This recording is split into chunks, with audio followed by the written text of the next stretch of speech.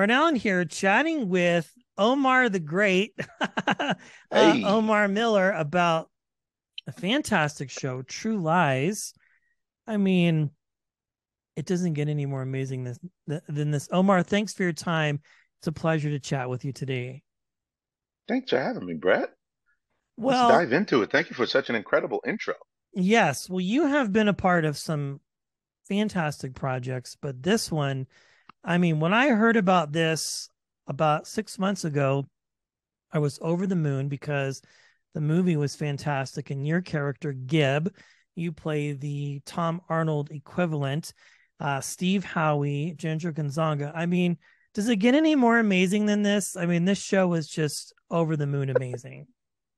Wow. I mean, the audience will have to tell us that. I think that we're doing our best. It's going to be interesting to see what the feedback is. It seems as though, from the audience perspective, the feedback has been really positive from the pilot, and we're going to see because to me, from filming the series, I haven't seen it all yet, but from filming the series, we definitely got stronger as the episodes went on, as a unit. We got tighter, we got stronger. I think the improvs are even funnier, and I think that episodes 2 through 13 are gonna have a fusion to them that is something that the audience will build upon week by week, and they'll feel comfortable with investing in. Yeah, I think that's true. You guys start off with a bang, literally, and this show is just really, really good. So I'm very curious when you first found out about the project and were approached and you find out this is the character that you're playing, what is that initial headspace from you as an actor and as a storyteller? Well, I'm trying to make a decision on whether or not to be involved. I remember how wonderful the feeling was when I left the movie theater that just had me up. I loved the movie so much. And I said, wow, I wonder if we can recreate that for a television series. And the thing about it is, for the pilot episode, you're somewhat under constraints because you need to have the foundations and the underpinnings of the film of the expectations of what the audience has. Yeah.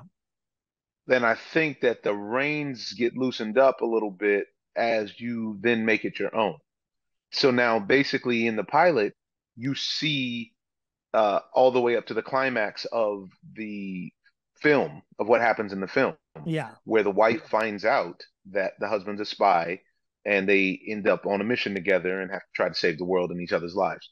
Well, now what our series is asking is okay, so what happens after that?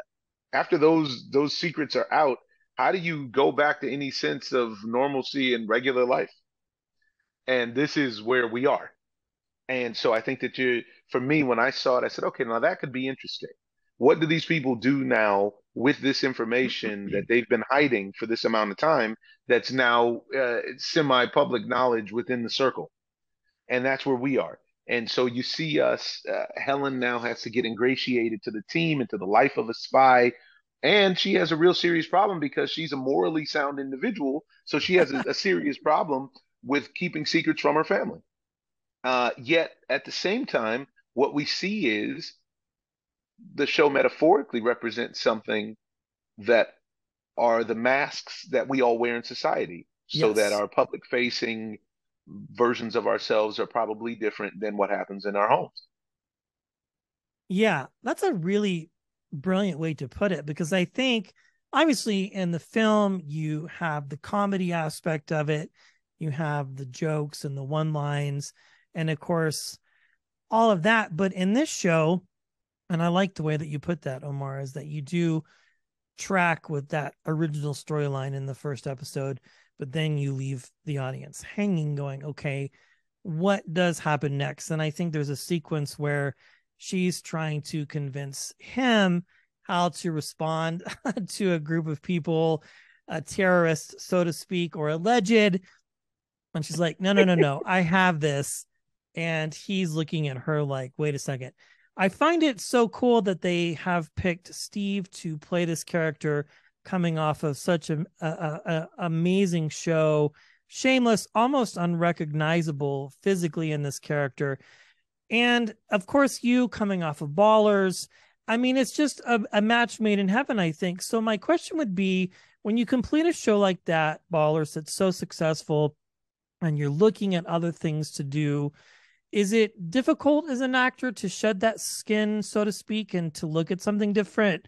Do casting directors look at you and go, okay, you've done this, now we have to look at you for this? I'm just very curious generally and honestly, as coming from the outside in, because that world is so different from what most people might know. Even as a Yeah, journalist who talks to actors and storytellers every single day, it's like there's parts that we don't see, right? for sure. I think that producers, directors, casting directors, they're all people. Yeah. And in that, they're used to seeing what they've already seen. So the tricky part as an actor is being a chameleon enough to then be able to show people that you can do something that they haven't seen before. Okay. So for me, I was well trained as a performer, and that training allows me to reach into my toolbox and play multiple genres, multiple roles, the whole, the whole thing, multiple characters and with different dynamics. I try to choose roles that I find interesting about it. And, sometimes I do stuff that's for me. Other times I try to do stuff that I say, okay, this is a crowd pleaser. Yeah. Sometimes you get blessed and it's both. And a show like this, when I get to go back to a network, I've been on CBS, working on and off with CBS for over the past decade, Yeah. even more. I think I started with them in 2009 with 11th Hour, which then rolled into CSI Miami and, other stuff. And the thing about it for me is then being in that situation, I say, okay, to fit in with the universe of the CBS television world, there's a specific kind of show that's there, but then they're also open. The beauty of working with them is they're open for you to try other stuff to expand that universe and Yeah. expand the audience perspective of that universe. So for me, yeah, there's a challenge because you have to, for somebody like myself, I'm curious. So there's a challenge of constantly being interested in trying to stretch myself to see what the limits are of my performance, to see what the limits are of my abilities, and also do stuff that I know people want. It's like when you go see an artist and they play all the hits that you've always known them for in concert, or when you catch them on that concert night when they want to try some material that's never been released, and you're like, "Well, I wanted to hear," you know. And so it's that kind of thing. So this falls into the category to me. This is a big, broad, crowd pleasing kind of show is what we were going for. True Lies is fun. It's supposed to be escapism. It's supposed to be aspirational and Yeah. a way for you to kick off your shoes and relax for the day and see a whole different slice of life. And that's what I was going for. And Gib gets to be the quarterback and part eyes and ears of the audience on this journey, kind of a guide for the audience on this journey. Yeah, I like that. Almost like breaking the fourth wall without breaking it. You drive the story and you keep people interested and you're funny. I mean, it's just so good. Like I said, when I heard about Oh, thank you. this, very much so. When I heard about this a few months ago, I was just so excited because I loved the film and I love it when stories can be brought to television and told in an honest and transparent way, in a different way, but yet fun and exciting. So overall, what is your hope being part of this? Like, what do you want the audience to grasp onto? We've alluded to a few things here and there, but really, is there something that you go, okay, this is like big for me that I hope the audience grasps onto? Or maybe it's just to have fun, which I think people will when they get a chance to continue on and watch. Well, that's the goal for a show like this is for people to have a good time, to escape from, to take an hour off of their real life, an hour of the 24 hours of your day. You can escape and step into our world and just exhale. Almost like an adult, a cartoon for adults, if you will. Yeah. You know what I mean? So that you go and you see these people doing crazy, silly stuff. It's funny, it's fun. There's danger, but the show doesn't take itself too seriously, and there's a lot of really cool gadgets and things to look at. So This is what I'm hoping for, and if we deliver that, then then we've succeeded. Well, yes, I feel like you have. And again, as I mentioned at the beginning, I've been a huge fan of yours. Just the Thank you. different things, 100% that you've been a part of over the years, network, film. Ballers will always hold a special place in my heart. I loved that show. That was so much fun. And Thank you. just getting a peek behind this world of what celebrity is, film, football, all of these things. We had Doug Allan on a few months ago. We talked about Entourage and his light touch involvement with this and just everything else, Baller specifically. But congratulations. All the success is very well deserved, my friend. I cannot Thank wait, you. Omar, for you to just kind of see what happens with this show. Um, and Wow. yeah, it's fantastic. I really think people are going to love it. I've watched the pilot a couple times, and I'm just waiting for more. And I think It's this coming. is It's it's coming. Count fun on to us. We see got we how got you 12 more for you. yeah, it's been fun to watch how you've taken this character on your own.